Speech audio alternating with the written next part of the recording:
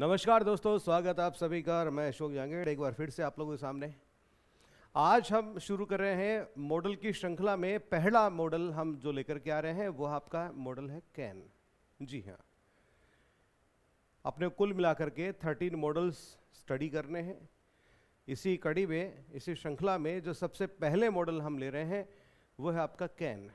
आपने आवश्यक रूप से इसको पढ़ा भी होगा, पहले काफ़ी बार पढ़ा होगा।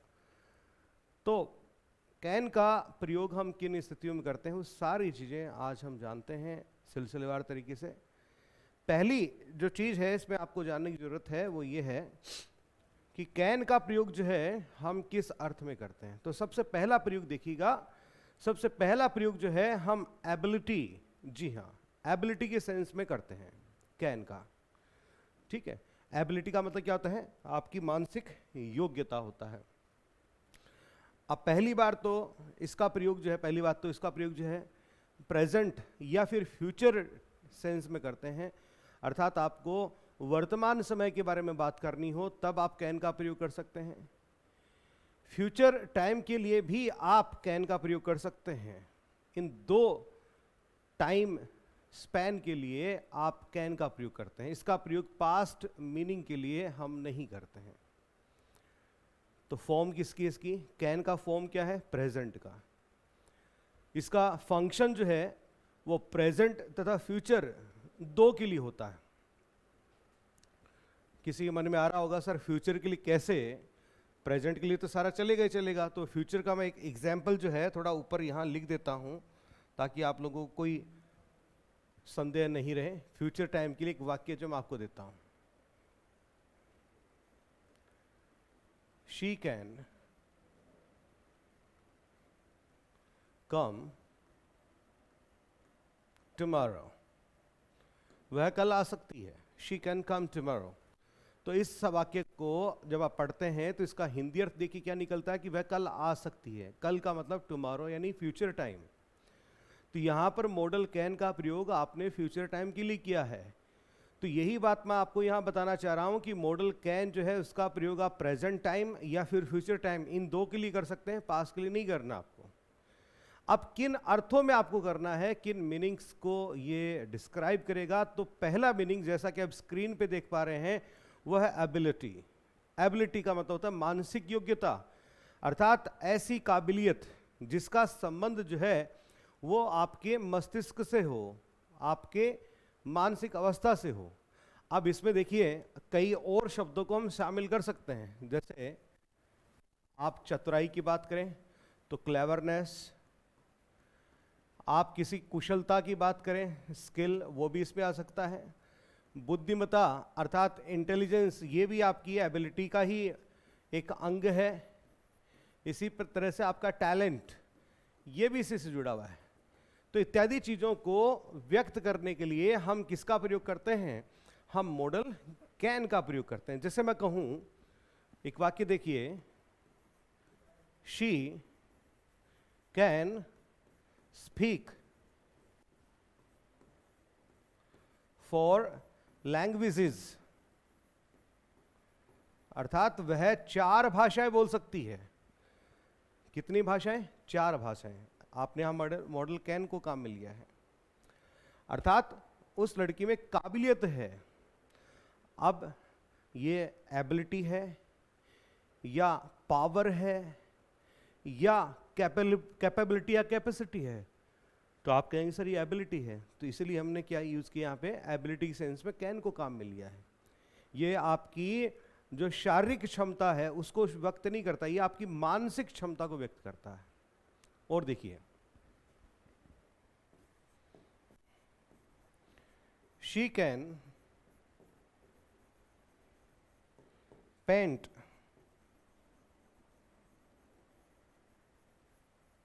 Beautifully. She can paint beautifully, वह बहुत ही खूबसूरती से पेंटिंग कर सकती है। अब यहां पर आपने जो कैन का प्रयोग किया है, इस लड़की के टैलेंट को शो कर रहे हैं आप कि उसमें इतना टैलेंट है, ठीक है, कि वो बहुत ही खूबसूरती से क्या कर सकती है? पेंटिंग कर सकती है। तो टैलेंट को शो कर रहे हैं। और देखिए, only I can make him understand. केवल मैं ही उस इंसान को समझा सकता हूं, मेरे अलावा और कोई समझा नहीं सकता। यानी मेरे अंदर इतनी क्या है, इंटेलिजेंस है, बुद्धि है कि मैं उस व्यक्ति को टैकल कर सकता हूं, सिर्फ मैं ही उसको समझा सकता हूं। तो यहां पर कैन का प्रयोग जो है, मॉडल कैन का प्रयोग आपने किसके लिए किया है? आपने यहां पर किया है इंटेलिजेंस को शो करने के लिए। इसको आप नेगेटिव सेंटेंस में भी लेके जा सकते हैं, जैसे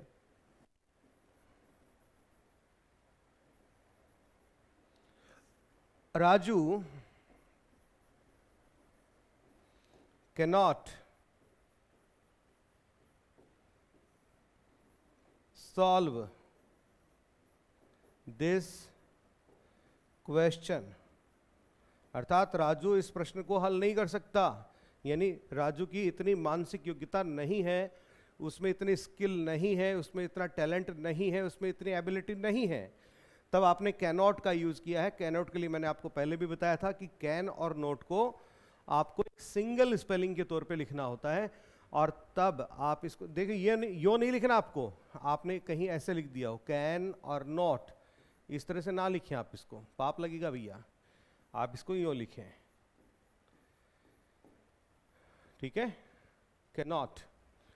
और तब इसका उच्चारण जो है वो भी एक साथ किया जाए, कैन और नॉट अलग अलग नहीं किया जाएगा, तब आप इसे पढ़ेंगे cannot.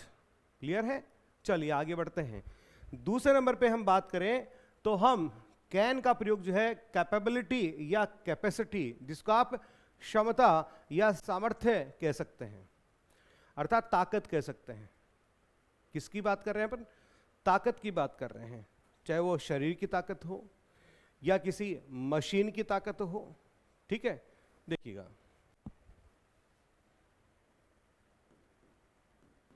Anil can lift this heavy trunk, कि अनिल इस भारी बक्से को उठा सकता है। यानी अनिल में क्या है, उसके शरीर में क्या इतनी ताकत है। खली कैन डिफीट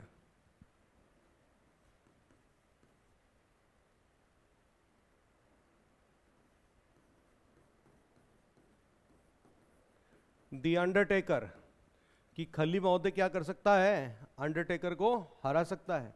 खली में इतनी क्या है, ताकत है भैया, शरीर की ताकत है ना।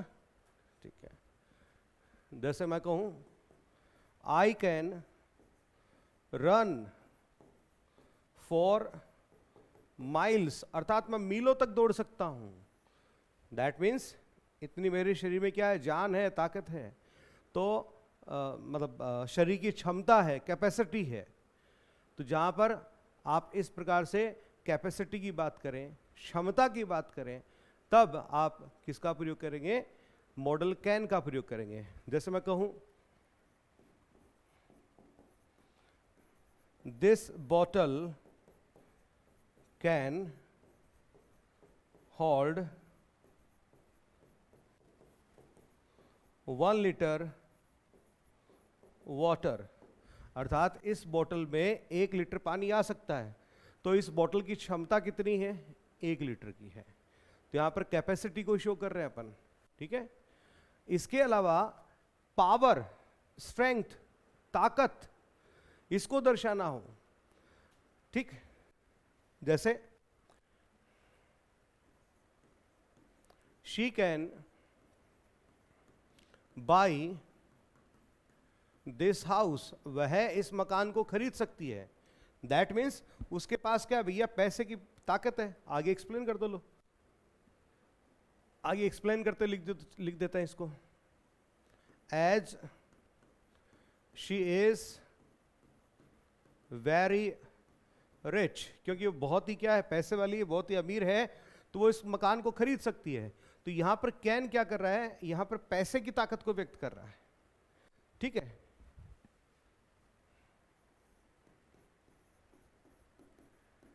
Electricity can enlighten the whole world, कि बिजली जो है पूरे विश्व को रोशन कर सकती है, जगमग कर सकती है, प्रकाश से रोशन कर सकती है। तो ये भैया बिजली की ताकत है, उसकी पावर है, उसकी स्ट्रेंथ है। ठीक है,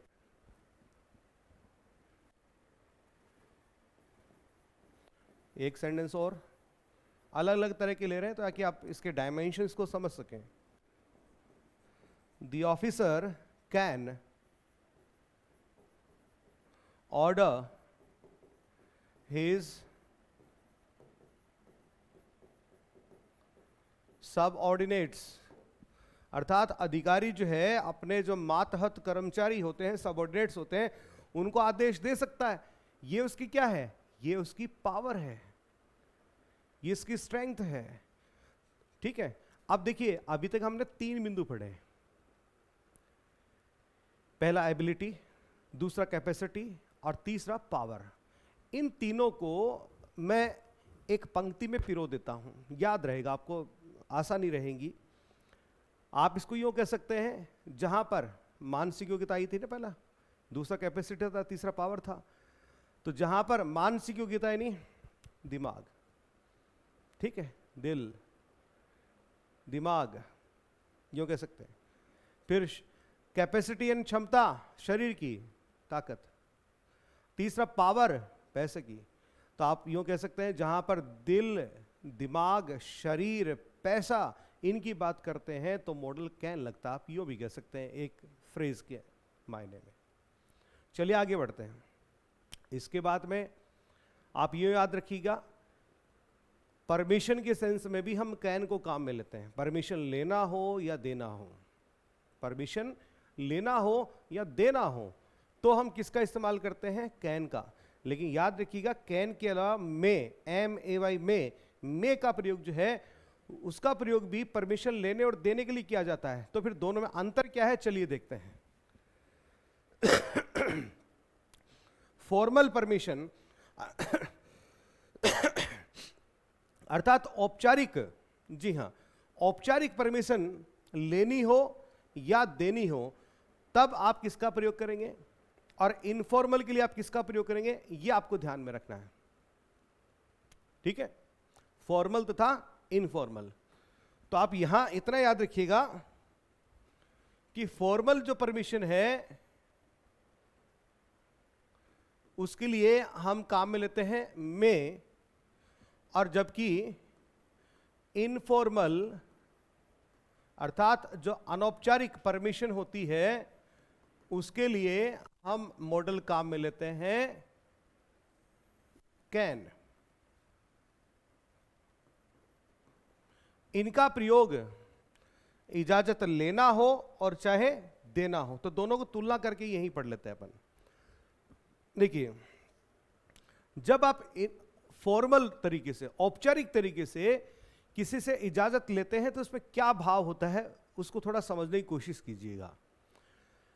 औपचारिक रूप से अनुमति जब लेते हैं तब व्यक्ति को, जो अनुमति लेता है, उसको पहले से पता होता है कि मुझे इजाजत मिलने वाली है, उसमें कहीं पर कोई रोड़ा नहीं अटकाएगा। जिस व्यक्ति से मैं इजाजत ले रहा हूं वो मुझे मना नहीं करेगा, उसे इतना विश्वास होता है। लेकिन जिस व्यक्ति से वो इजाजत ले रहा होता है उसके प्रति थोड़ी उसके मन में क्या होती है, रिस्पेक्ट होती है। क्या होती है? रिस्पेक्ट होती है, साथ में औपचारिकता। तो रिस्पेक्ट प्लस औपचारिकता अर्थात फॉर्मेलिटी दोनों मिल जाते हैं उसमें, तब जाकर के आप किसका प्रयोग करते हैं? मे का प्रयोग करते हैं। जैसे आपने क्लास में एंटर करने से पहले पूछा होगा, मे आई कम इन सर, आपको पता होता है सर जो है मना नहीं करेंगे, ठीक है, वो आपको इजाजत देंगे, ठीक है, लेकिन फिर भी आपको इजाजत लेनी तो चाहिए, क्योंकि मैं सामने वाले व्यक्ति का क्या करता हूं? सम्मान करता हूं, इसलिए मुझे इजाजत तो लेनी चाहिए, ये मेरी औपचारिकता है, फॉर्मेलिटीज है, ठीक है। तो वो औपचारिकता निभाने के लिए आप क्या करते हैं? मे का प्रयोग करते हैं, पूछते हैं मे आई कम इन सर, तो सर कहते हैं okay, yes you may, yes you may, हाँ तुम आ सकते हो, क्लियर है। लेकिन दूसरी तरफ कैन का प्रयोग जब आप इजाजत लेने या फिर देने के लिए करते हैं तब उसमें औपचारिकता का भाव नहीं रहता है। ये याद रखिएगा आप, किसका भाव नहीं रहता है? औपचारिकता का भाव नहीं रहता है। तो फिर कहां हम इसका प्रयोग करते हैं? तो जहां पर आप औपचारिक नहीं होते हैं वहां पर आप इसका प्रयोग कीजिए। क्या आप अपने दोस्तों के साथ औपचारिक होते हैं? क्या उनके साथ फॉर्मेलिटी निभाते हैं? नहीं, आप वहां पर द मोस्ट इनफॉर्मल होते हैं, सबसे ज्यादा अनौपचारिक होते हैं। तो अपने दोस्तों से जब किसी काम को करने के लिए आप इजाजत लें, ठीक है, तो उस वक्त आप किसका प्रयोग करें? कैन का प्रयोग करें। या फिर ऐसी ही जो समानांतर स्थितियां हैं उनके लिए आप इसका प्रयोग करें। क्लियर? ठीक है, देखिए एग्जाम्पल देखिए। मान लीजिए आपने अपने मित्र से पूछा, can I take your bike? क्या मैं तुम्हारी बाइक ले लूं? चलिए स्थिति मैं पूरी क्लियर करके लिख देता हूं आपको। यहां पे सैड या आस्ट लिख देते हैं। चलो, asked he to his friend, उसने अपने मित्र से पूछा क्या मैं तुम्हारी बाइक ले लूं? ठीक है, क्या मैं तुम्हारी बाइक ले लूं? अब यदि यहां पर मे का प्रयोग होता तो सेंटेंस आपका गलत होता। मे आई टेक योर बाइक, नहीं, गलत होता भैया। मित्रों के साथ में आप क्या होते हैं? अनौपचारिक होते हैं। तो आप वहां पर क्या यूज कीजिए? वहां पर यूज कीजिए आप कैन। अब वो आपको इजाजत दे रहा है कि हाँ भाई ले ले, यस यू कैन। ठीक है, ये रहा, यस यू कैन। तो इनफॉर्मल परमिशन के लिए आपको इस्तेमाल करना है किसका? मॉडल कैन का। और फॉर्मल परमिशन के लिए आपको इस्तेमाल करना है किसका? मे का। मैं मे के एग्जांपल्स यहां नहीं दे रहा हूं क्योंकि मॉडल जब हम मे पढ़ेंगे वहां पर मैं आपको उसके एग्जांपल्स दूंगा।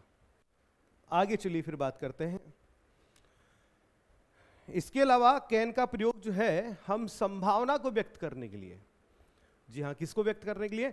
संभावना को व्यक्त करने के लिए भी हम कैन का प्रयोग करते हैं। अब देखिए, संभावना व्यक्त करने के लिए हमारे पास कुछ और मॉडल्स भी हैं। अब यदि चूंकि मेरे पास एक बड़ा प्रिविलेज है कि जैसे मैं ऑफलाइन में नहीं, यहाँ ऑनलाइन पे बैठा हूँ, तो हो सकता है मैं सिर्फ कैन के बारे में बता के यहाँ से छुट्टी पाऊँ, निकल लूँ यहाँ से, लेकिन मैं ऐसा नहीं करूँगा। मैं यहाँ पर आपको जो और अन्य मॉडल्स हैं, प्रमुख मॉडल्स हैं जिनका प्रयोग हम पॉसिबिलिटी अर्थात संभावना को व्यक्त करने के लिए करते हैं, उनके साथ में आपको तुलना करके बताऊंगा कैन की। तब आपको ये जितने भी मॉडल्स हैं जिनका प्रयोग संभावना को व्यक्त करने के लिए किया जाता है, सारे एक झटके में आपको समझ में आ जाएंगे। ठीक है तो एक बार इसको साइड में रखते हैं अपन और यहां थोड़ी सी बात कर लेते हैं। एक अलग स्लाइड ले लेते हैं। हम बात कर रहे हैं किसकी? पॉसिबिलिटी अर्थात संभावना। ठीक है, संभावना के हम बढ़ते हुए क्रम पे चलते हैं। देखिए, सबसे कम संभावना की बात करनी हो, न के बराबर संभावना की बात करनी हो, तो मॉडल हम यूज करते हैं माइट। कौन सा मॉडल यूज करेंगे? माइट यूज करेंगे।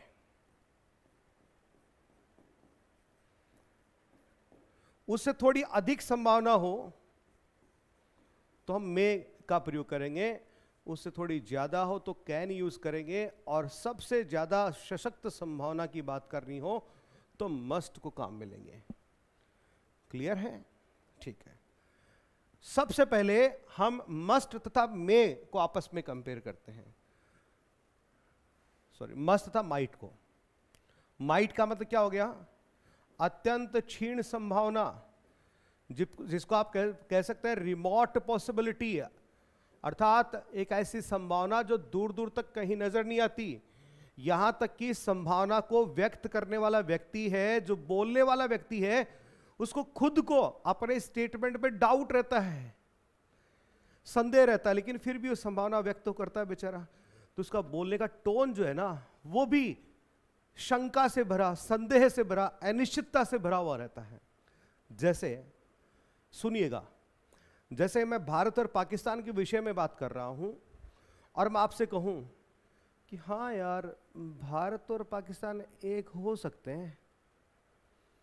मैंने क्या कहा? मैंने कहा भारत और पाकिस्तान एक हो सकते हैं। अब जरा मेरा बोलने का जो लहजा है, क्या उसमें आपको फॉर्मनेस नजर आ रही है? नहीं। क्या इस संभावना दम नजर आ रहा है? नहीं। क्या मैं इस संभावना के प्रति सशंकित हूं? बिल्कुल हूं। क्या मुझे संभावना पर संदेह है? बिल्कुल है, 1000% संदेह है। लेकिन फिर भी मैं क्या कर रहा हूं? इस संभावना को व्यक्त कर रहा हूं। तो ये क्या है? अत्यंत क्षीण संभावना है।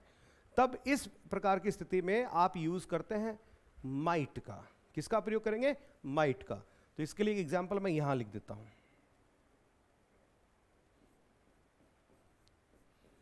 India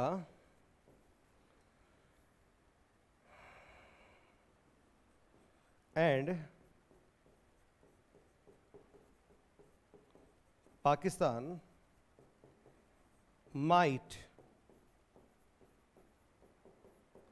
reunite. और देखिए, इस प्रकार के जो वाक्य आएंगे ना, यदि कभी आते हैं, तो उनके साथ में संदेह को जाहिर करने वाले या अनिश्चितता को जाहिर करने वाले शब्द जो हैं वो साथ में दिए होते हैं। जैसे मैं एक शब्द जोड़ देता हूं यहां पे, परहैप्स, शायद।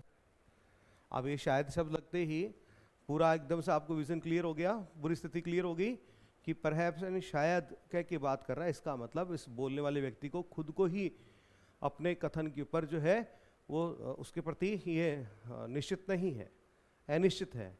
ठीक है, शंका है उसको। अब मस्ट का प्रयोग देखिए। सुबह सुबह आंख खोली नहीं, उससे पहले ही दरवाजे के ऊपर ऐसे लगता है जैसे किसी छोटे से गट्ठर की आवाज, और उससे पहले साइकिल की घंटी की आवाज आती है। कौन होगा भैया दरवाजे पे? तो आप कहें सर अखबार वाला होगा। थोड़ी देर बाद में, अभी भी नहीं उठाऊं मैं, तो अब की बार फिर से साइकिल की आवाज आती है, घंटी की आवाज आती है। लेकिन साइकिल की घंटी के साथ में साइकिल के चरमराने की आवाज भी आती है, चरमराती हुई साइकिल आ रही है। फिर दरवाजे की घंटी बजती है। कौन होगा? अब आप कहें सर पक्का ही दूध वाला होगा अब तो, है ना? तो ये आप क्या कर रहे हैं? ये सशक्त संभावना को व्यक्त कर रहे हैं। तो जहां संभावना अपने सर्वोच्च स्तर पर होती है, तब आप वहां पर मॉडल यूज करते हैं मस्ट। एग्जाम्पल देख लीजिए। तो इसको आप क्या कह के व्यक्त करेंगे? स्ट्रॉन्ग पॉसिबिलिटी, अर्थात सशक्त संभावना। ठीक है। He must be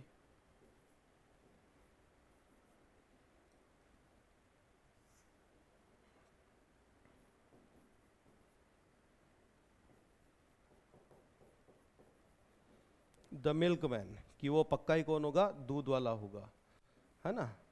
अब मस्ट और माइट की आपने बात कर ली। अब आप बात कीजिए कैन तथा मे।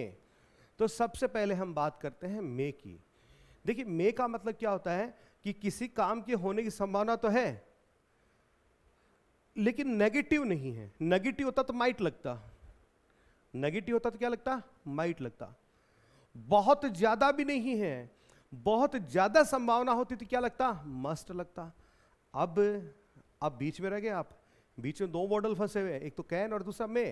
तो हम इसके लिए यूं कहेंगे कि किसी काम के होने की संभावना तो है, लेकिन थोड़ी कम है यार। संभावना थोड़ी क्या है? कम है। तो उस स्थिति में आप यूज कीजिए किसका? मे का। जैसे मुझे लगता है कि मेरा दोस्त जो है आज शाम को आ तो सकता है, लेकिन इस बात की यार संभावना कम है। आज मैच आ रहा है ना राजस्थान का, तो मैच देख रहा होगा वो शायद, है ना? तो उसके आने की संभावना थोड़ी क्या है? कम है। फिर भी मैं संभावना तो व्यक्त कर ही रहा हूं ना, तो मैं क्या बोलूंगा? ही मे कम, कि वो आ सकता है। लेकिन मेरे बोलने के लहजे से पता चल रहा है कि संभावना क्या है? कम है। और इसके लिए आप जिन शब्दों को काम में लेते हैं वो होता है लाइकलीहुड या प्रोबेबिलिटी, या आप कह सकते हैं लेस पॉसिबिलिटी। ठीक है, अब बच गया आपका कैन। तो किन्हीं ऐसे कार्य है जिनकी बिल्कुल हमें लगता है ये काम तो ऐसे होते ही हैं, बिल्कुल निश्चित है, व्यवहारिक संभावना है, इनका थियोरेटिकल प्रोबेबिलिटी भी आप इनको बोलते हैं। ठीक है, अब सशक्त की नहीं कहेंगे। जैसे मैं कहूं यार दुर्घटना तो कहीं भी हो सकती है, दुर्घटना तो कहीं भी हो सकती है। अब इसका मतलब ये नहीं कि आप सड़क पे जाओगे तो पक्का आपका ही एक्सीडेंट होगा, समझे? यदि ये वाली संभावना है ना, तो मैं वहां पर कैन नहीं लगाऊंगा, वहां पर मस्ट लगाऊंगा फिर, कि मुझे पक्का पता है आज आपका दिन खराब है, आज आपका पक्का एक्सीडेंट होने वाला है, समझे? तो जहां पर सशक्त संभावना नजर आती हो मस्ट लगाई, लेकिन इससे थोड़े नीचे लेवल पे आ जाओ भाई, तो वहां पर कैन लगा दो। क्या लगाओगे? वहां पर कैन लगा दो। ये कुछ थ्योरेटिकल अजम्पशंस होते हैं, ये बिल्कुल व्यावहारिक संभावनाएं होती हैं।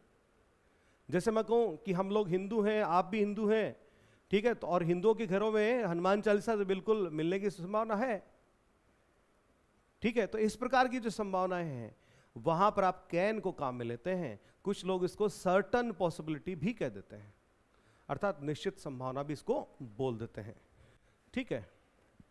तो चलिए मैं भी इसको सर्टन पॉसिबिलिटी, ठीक है, यही कह देता हूं। अब चलिए उस स्लाइड पे जिसको अपन बात करते हैं कि थियोरेटिकल प्रोबेबिलिटी या प्रैक्टिकल पॉसिबिलिटी, व्यवहारिक संभावना, जिसको आप क्या बोलते हैं? सर्टन। इसको सर्टेन मत पढ़िएगा, सर्टन पढ़ेंगे, certain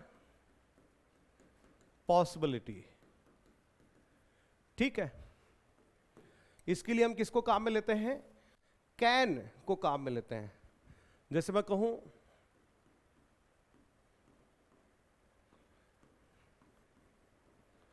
Hanuman Chalisa can be found in every Hindu house hold, अर्थात हनुमान चालीसा किसी भी आपको हिंदू परिवार में मिल जाएगा। तो यहां पर कैन क्या कर रहा है? एक व्यवहारिक संभावना की बात कर रहा है। दूसरा मैं कहूं accidents can happen anywhere, कि दुर्घटनाएं तो यार कहीं पर भी घटित हो सकती हैं। ये भी क्या है? ये भी एक सर्टन पॉसिबिलिटी है, ठीक है। तो यहां पर आपने चार चार जो मॉडल्स हैं, नीचे से ऊपर जाते हुए क्रम में असेंडिंग ऑर्डर में आपने देखा उनको। सबसे पहले मैंने आपको बताया माइट का प्रयोग बिल्कुल नकारात्मक संभावना, नेगेटिव, कि किसी काम के होने की संभावना नहीं है फिर भी आप जाहिर कर रहे हैं, रिमोट पॉसिबिलिटी, माइट लगाइए। उससे थोड़ा सा ज्यादा मे लगाइए, उससे थोड़ा सा ज्यादा कैन लगाइए, सबसे ज्यादा मस्ट लगाइए। ये चारों मैंने आपको यहां पर तुलना करते हुए आपको बताया है, ठीक है।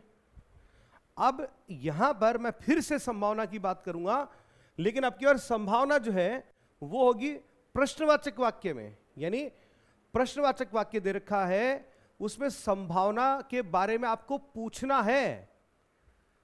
तब भैया और चाहे कितने भी मॉडल हो संभावना को व्यक्त करने के लिए, यदि आप प्रश्नवाचक वाक्य में संभावना के बारे में प्रश्न कर रहे हैं, पूछ रहे हैं, तो सिर्फ और सिर्फ मॉडल कैन ही प्रयुक्त होगा और अन्य कोई मॉडल नहीं लगेगा, ठीक है। ध्यान रखिएगा इस बात को, और कोई मॉडल वहां पर नहीं आएगा, सिर्फ कौन सा मॉडल आएगा?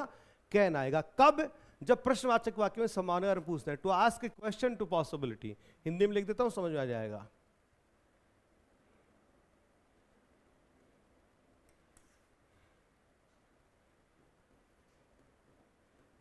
प्रश्नवाचक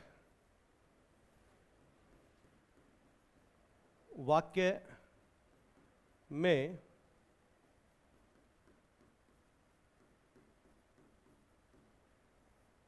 संभावना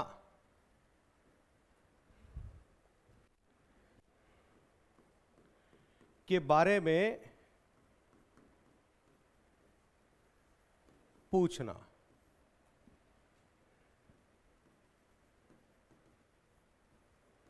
इस अर्थ में केवल कैन का ही प्रयोग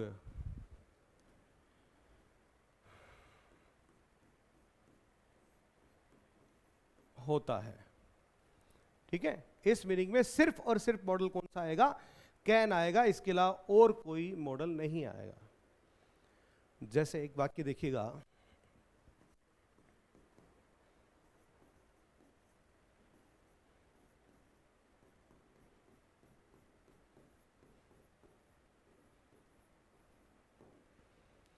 सेंटेंस देखिएगा, can a crippled run. Crippled का मतलब होता है कोई लंगड़ा व्यक्ति, लेम पर्सन, कि क्या कोई लंगड़ा व्यक्ति दौड़ सकता है?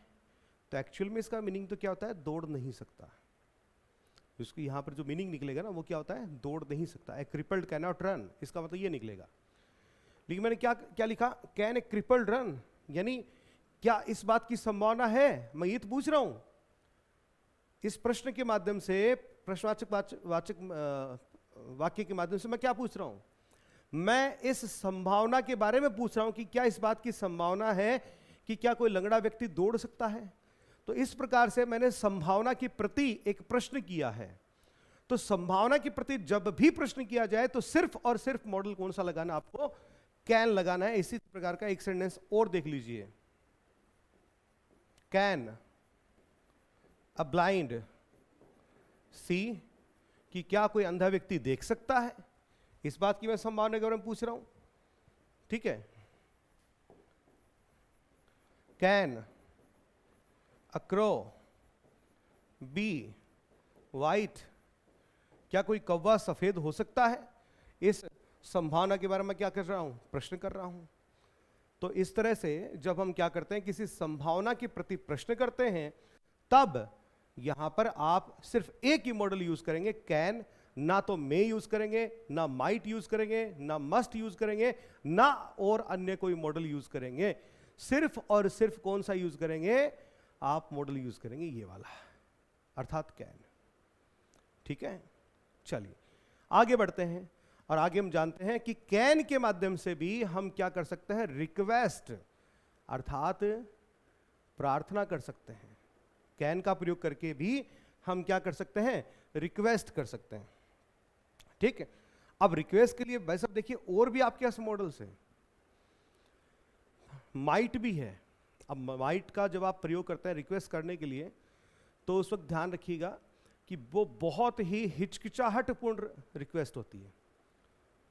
विल भी है, विल का प्रयोग करके भी हम रिक्वेस्ट करते हैं, लेकिन विल के प्रयोग में जो पोलाइटनेस होनी चाहिए वो पोलाइटनेस विल में नहीं होती है।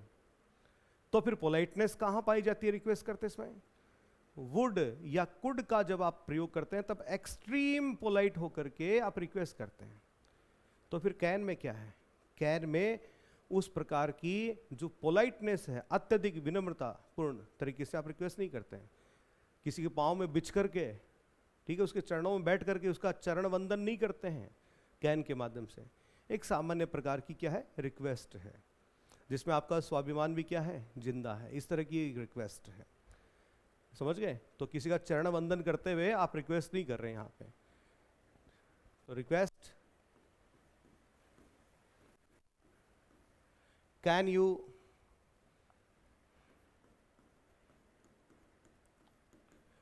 पास द सॉल्ट, भले ही आप प्लीज इत्यादि लगा दो, कोई फर्क नहीं पड़ेगा। आप टेबल पे बैठे हैं, डाइनिंग टेबल पे बैठे हैं, खाना खा रहे हैं, पास में दोस्त बैठा है, अरे यार वो नमक खिसकाएगा किधर, ये भी रिक्वेस्ट ही है, can you pass the salt please. ठीक है, तो इस तरह का जो रिक्वेस्ट वाला भाव है, दोस्त से आपने कहा can you lend me some money, थोड़े पैसे दे सकते हो क्या? रिक्वेस्ट। ठीक है, तो रिक्वेस्ट करने के लिए भी आप कैन को काम में लेते हैं। इसके अलावा आप रिक्वेस्ट के अलावा आप किसी व्यक्ति को कोई ऑफर करना हो,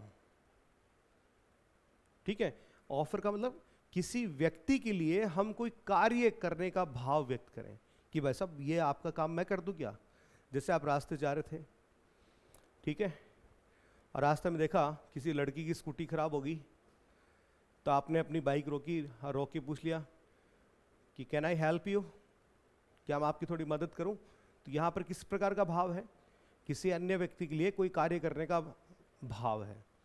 अब कुछ लोग मुस्कुरा रहे होंगे, सर हाँ बिल्कुल समझ गया भाई।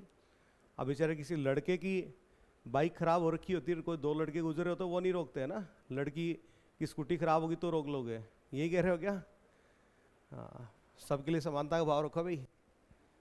चलिए, तो ऑफर, तो यहाँ किसी व्यक्ति के लिए कोई कार्य करने का क्या होता है, भाव होता है। जैसे आपने कहा कैन आई हेल्प यू, क्या मैं आपकी कोई मदद कर सकता हूं, अर्थात आप अपनी मदद का ऑफर उसको दे रहे हैं, मदद का प्रस्ताव उसके सामने रख रहे हैं। ठीक है, अपने बड़े बुजुर्ग कोई आए, आप उनको रिसीव करने के लिए गए बस अड्डे पे, अपने साथ में कोई भारी सामान, भारी बैग लेकर के आए और उठाने लगे, तभी आप कहते हैं can I carry your luggage, कि आपका सामान मैं ले लूं, मैं ले चलूं। ठीक है, तो ये आप क्या कर रहे हैं, उस व्यक्ति के लिए आप किसी कार्य को करने का प्रस्ताव रख रहे हैं। जैसे can I carry your bag, क्या मैं आपका बैग ले लूं। ठीक है, इसके अलावा जो वर्ब ऑफ परसेप्शन होती है, वर्ब और परसेप्शन क्या होती है, जो ज्ञानेंद्रियां होती है हमारे शरीर की, आपने पढ़ी होंगी साइंस में कभी छोटी क्लासेस में, ज्ञानेंद्रियां अर्थात वो इंद्रियां जो बाहरी ज्ञान से हमारे शरीर को अवगत करवाती हैं, उनको वर्ब ऑफ परसेप्शन अपन कहते हैं। इसमें फील, स्मेल, टेस्ट, हियर तथा सी इत्यादि वर्ब जो है यहां इसमें आती हैं। यहां कैन के साथ में इन वर्ब का हम प्रयोग जब करते हैं तो ये किसी पावर को, एबिलिटी को, उनको शो नहीं करता है, बल्कि ये इस बात को व्यक्त करते हैं कि कोई कार्य अभी इसी वक्त हो रहा है, इंस्टेंटेनियस पास्ट, इंस्टेंटेनियस प्रेजेंट, अर्थात इमीडिएट प्रेजेंट को ये व्यक्त करते हैं।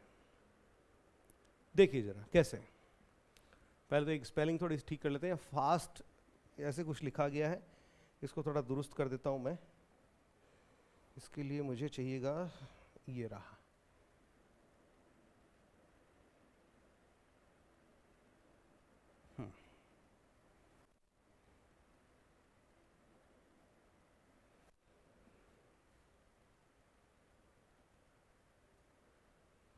ठीक है।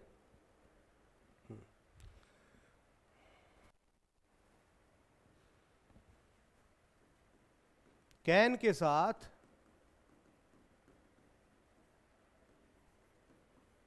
इन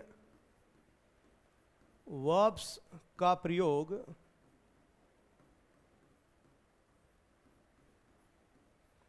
पावर या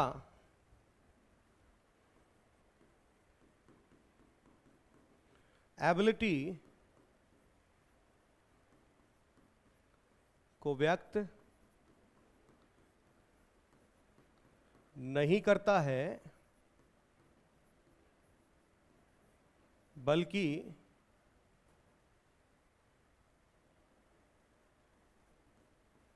यह व्यक्त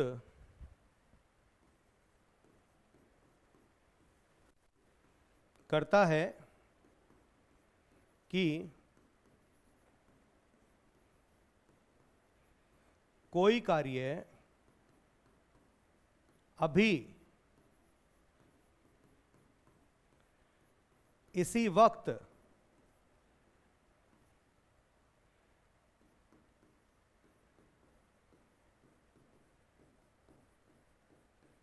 यानी इंस्टेंटेनियस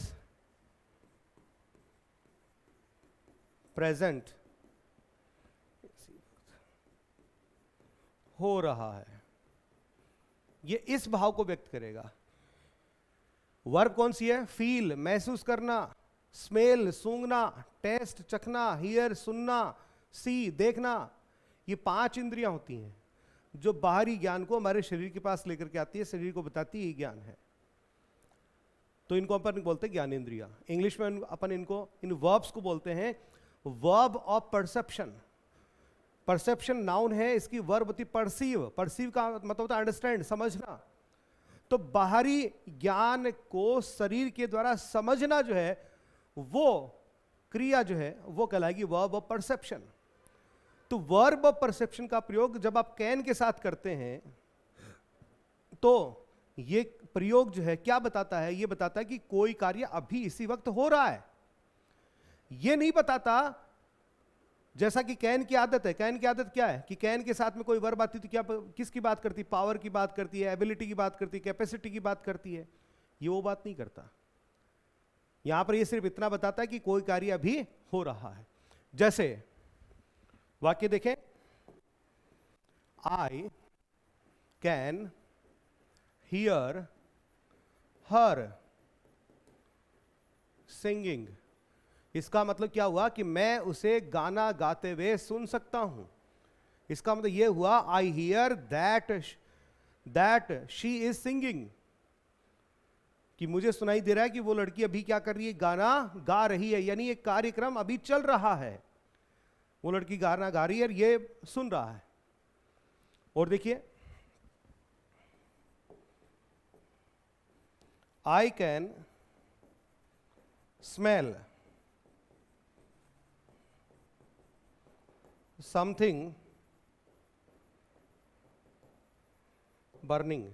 इसका मतलब यार मुझे कुछ जलने की बदबू आ रही है और उस बदबू को मैं सूंघ सकता हूं। It means I get the smell of something burning, यानी इसी वक्त कोई चीज जल रही है और उसको मैं सूंघ रहा हूं, उसकी बदबू को मैं सूंघ रहा हूं। क्लियर? तो इन दोनों ही वाक्यों से क्या एहसास हुआ आपको? क्या पता चला? यहां पर एक्शन जो है वो अभी चल रही है, ऑन गोइंग है। और यहां पर कैन के साथ में आपने वर्ब कौन सी यूज करी है? कैन के साथ हियर। हियर क्या है? सुनना। सुनना क्या है? Verb of perception. कैन के साथ स्मेल। स्मेल एंड चखना, सॉरी स्मेल एंड सूंघना। तो स्मेल क्या? Verb of perception. तो जब कैन के साथ में वर्ब ऑफ परसेप्शन का प्रयोग करोगे तो वाक्य में जो मीनिंग निकलेगा वो ये निकलेगा कि ये कार्य अभी हो रहा है।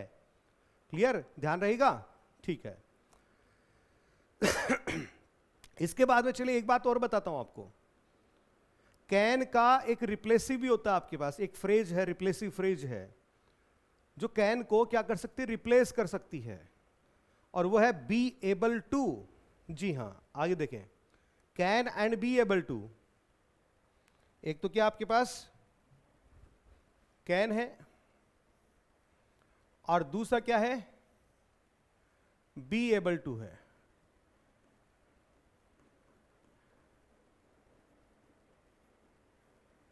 ये क्या कर सकते हैं? आपस में एक दूसरे को रिप्लेस कर सकते हैं। ठीक है? तो हम यो कह सकते हैं कि बी एबल टू क्या है? कैन का एक अल्टरनेटिव प्रेजेंट फॉर्म है। यहां लिख देता हूं। जो पहली बात इन दोनों के संदर्भ में समझ में आती है कि बी एबल टू कैन का प्रेजेंट फॉर्म रिप्लेस करता है। ठीक है? प्रेजेंट फॉर्म अल्टरनेटिव है इसका। ठीक है? जैसे मैं कहूं आई कैन रन फास्ट, तो इसी सेंटेंस को मैं यो भी लिख सकता हूं, I am able to run fast. तो जो मतलब कैन रन का है वही एम एबल टू रन का है। ठीक है? तो इस तरह से एबल टू जो है वो कैन का क्या हो गया? एक प्रेजेंट फॉर्म का उसका रिप्लेसिव अल्टरनेटिव हो गया। फिर देखिए मैंने आपको शुरुआत में पहला कथन क्या कहा था कैन के बारे में, कि कैन का प्रयोग हम फ्यूचर में भी करते हैं। तो इसका मतलब क्या बी एबल टू जो है, क्या इसको फ्यूचर में रिप्लेस कर पाएगा? जी हाँ, कर पाएगा। तब आपको ये बी एबल टू किसके साथ लगाना है? फ्यूचर फॉर्म के साथ। फ्यूचर फॉर्म कौन सी होती है? शैल और विल होती है। विल और शैल के साथ में जब आप बी एबल टू जोड़ देते हैं तो यो समझ लीजिए तब कैन ही काम कर रहा है वहां पे। क्या काम कर रहा है? कैन काम कर रहा है। तो दूसरा इसका बिंदु देखिए,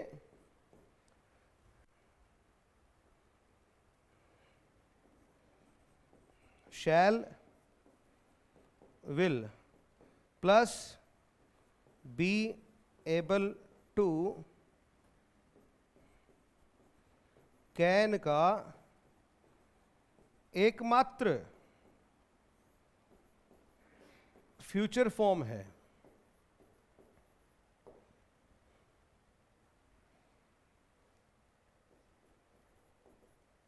एकमात्र फ्यूचर फॉर्म है। जैसे वाक्य देखिए,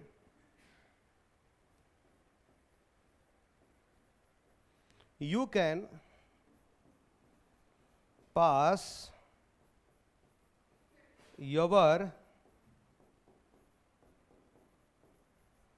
driving test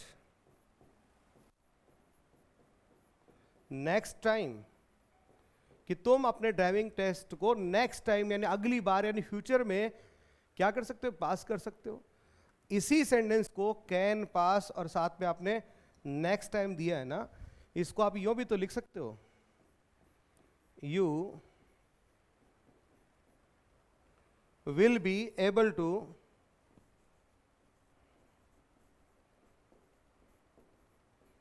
pass your driving test next time. तो यहां पर विल बी एबल टू, ये किसका काम कर रहा है भैया? ये फ्यूचर में कैन का रिप्लेस ही हो गया है। ये फ्यूचर में रिप्लेस कर रहा है। किसको? कैन को रिप्लेस कर रहा है। समझ में आया आपको कि कैन और बी एबल टू के बीच में क्या संबंध है? चलिए आगे बढ़ते हैं।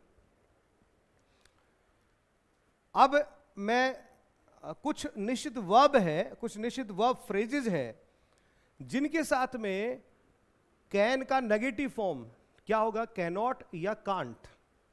कैनॉट या कांट, उसके साथ में कुछ निश्चित वर्ब है, वो वर्ब मैं प्रयुक्त करूंगा, उनका एक निश्चित अर्थ निकलता है, उस अर्थ को आपको ध्यान में रखना है। जैसे कैसे देखिएगा, नेगेटिव फॉर्म क्या होता है कैन का? कैनॉट। शॉर्ट फॉर्म क्या आती है? कांट। ये दिया हुआ होगा, ठीक है। अब इसके बाद में क्या आ सकता है? इसके बाद में हेल्प आ सकता है, बेयर आ सकता है, स्टैंड आ सकता है। कैनॉट हेल्प, इसका मतलब रोक नहीं सकता। इन दोनों का अर्थ सहन नहीं कर सकता। इन अर्थों में इन स्ट्रक्चर्स को काम में लिया जाता है, ठीक है। जैसे वाक्य देखें, आई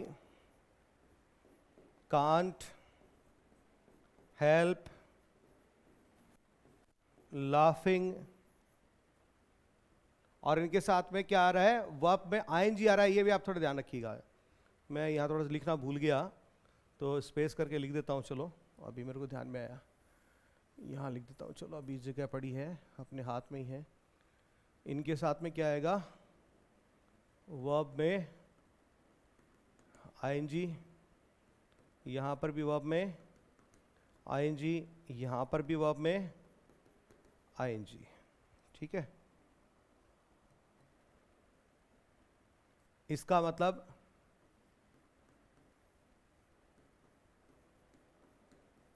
रोक नहीं सकता, और इन दो का मतलब सहन नहीं कर सकता।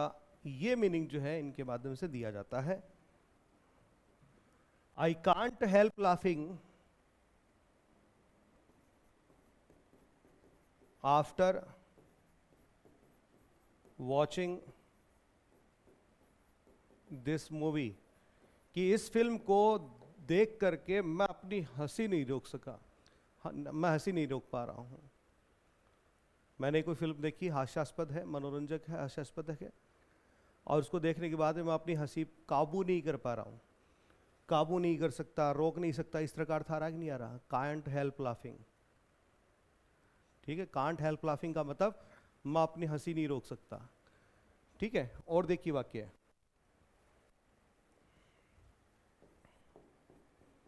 I can't stand waiting for buses. इसका मतलब मुझसे बसेस का इंतजार नहीं होता, मुझसे गाड़ियों का इंतजार नहीं होता।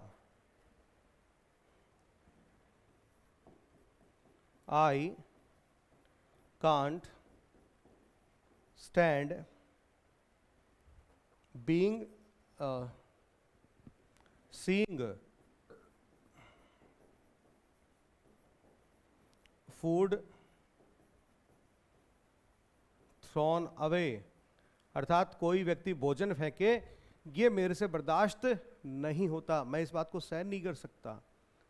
समझ पा रहे हैं आप? तो ये जो मीनिंग है आपको यहां इसके माध्यम से प्राप्त हुआ है।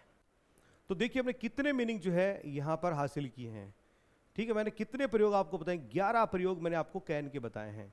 पहले मैंने आपको बताया एबिलिटी, दूसरा मैंने आपको बताया कैपेबिलिटी या कैपेसिटी, तीसरा पावर, चौथा हमने बात करी यहां पर परमिशन के तौर पे, पांचवा सर्टन पॉसिबिलिटी, छठा किसी पॉसिबिलिटी के बारे में पूछना, सातवां मैंने आपको बताया रिक्वेस्ट, आठवां था ऑफर, और नौवां अभी अपने ने थोड़ी देर पहले पढ़ा था वर्ब ऑफ परसेप्शन के साथ में इसका प्रयोग, और 10वें नंबर पे मैंने आपको कैन का रिप्लेसिव जो है बी एबल टू बताया, और अभी अंत में मैंने आपको बताया कि कांट के बाद में हेल्प, स्टैंड तथा बेयर जैसी वर्ब जो हैं जब आती हैं तो उनके बाद में आईएनजी लगता है और उनका ये अर्थ जो है यहाँ पर व्यक्त किया जाता है। तो दोस्तों उम्मीद करता हूँ कि कैन को आपने भरपूर अच्छी तरह से यहाँ पर पढ़ लिया है, देख लिया है।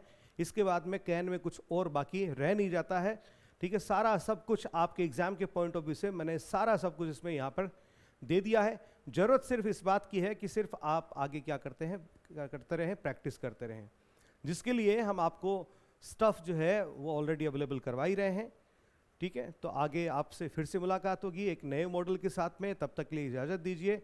धन्यवाद।